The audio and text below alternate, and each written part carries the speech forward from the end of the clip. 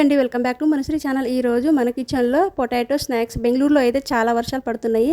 ఇంట్లో ఏమైనా చేద్దామంటే ఏమీ లేవు, పొటాటో మాత్రమే ఉన్నాయి. పొటాటోతో ఇలా స్నాక్స్ చేద్దామని ఇలా ట్రై చేసిన, చాలా బాగా వచ్చింది. ఎక్స్ట్రా క్రిస్పీగా రావాలి అంటే నేను చేసే మెథడ్లో ఫాలో అవ్వండి, చాలా బాగుంటుంది. ఇలా పొటాటోని బాయిల్ చేసేసుకొని ఇలా ఒక బౌల్లో వేసేసుకొని మ్యాష్ చేసుకోవాలి. మిక్సర్ తీసుకొని క్రిస్పీ కోసం ఒక కప్పు అటుకులను, 2 లేదా 3 రెడ్ చిల్లీలను ఇలా గ్రైండ్ చేసేసుకొని మనం పొటాటో మ్యాష్ చేసినాం కదా అందులో వేసేసుకొని బాగా కలుపుకోవాలి. ఎక్స్ట్రా క్రిస్పీ కోసం 2 టీ స్పూన్ కార్న్ ఫ్లోర్ వేసుకోవాలి, 1/2 టీ స్పూన్ కారం పొడి వేసుకొని రుచికి సరిపడా సాల్ట్ వేసేసుకొని మొత్తం కలిసేటట్టు బాగా కలుపుకోవాలి.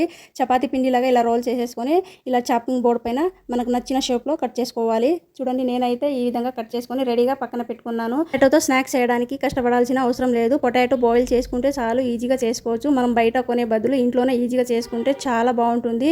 బయట అయితే ఎన్ని రోజులు వాడిన ఆయిల్ ఉంటుందో తెలీదు, మనం అయితే ఫ్రెష్గా చేసుకుంటాం కాబట్టి టేస్టీగా చాలా బాగుంటుంది. ఇంట్లో ఏ స్నాక్స్ అయినా కానీ ఇంట్లోనే ప్రిపేర్ చేస్తాము, బయట అయితే అస్సలు కొనము. ఇంట్లోనే ప్రిపేర్ చేసేదే చాలా ఇష్టంగా తింటాము.